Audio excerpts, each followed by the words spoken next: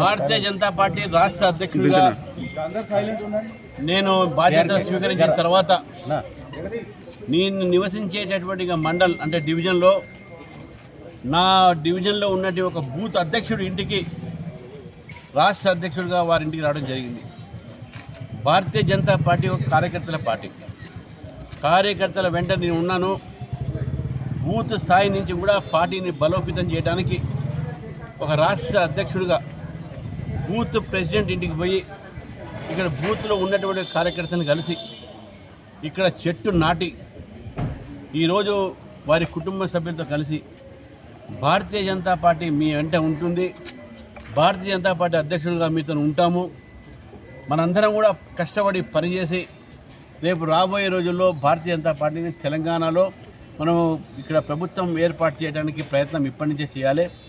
Party నిర్మాణం booth నుంచే చేయాలి. బూత్ గెలుస్తేనే రేపు రాష్ట్రం గెలుస్తాము. కాబట్టి అటువంటి ఒక సందేశాన్ని ఈరోజు నేను బూత్ స్థాయిలో పనిచేసిన కార్యకర్తలు పంపిస్తాను. ఎందుకంటే ఈ పార్టీ కార్యకర్తలే పార్టీకి బలము. కార్యకర్తలే ఒక వృక్షాన్ని వారు బలం ఇస్తారు. ఒక వృక్షము బలంగా ఉండాలంటే అది కింద దాని యొక్క రూట్స్ ఏవైతే ఉందో అది చాలా దాని వేర్లు అయితే ఉన్నాయో బలంగా ఉండాలి. మా వేర్లు అంటే చాలా కార్యకర్తలు. కాబట్టి ఈరోజు కార్యకర్త అధ్యక్షుడింటికి మీరు రావడము బూత్ అధ్యక్షుడు చాలా సంతోషంగా ఉంది.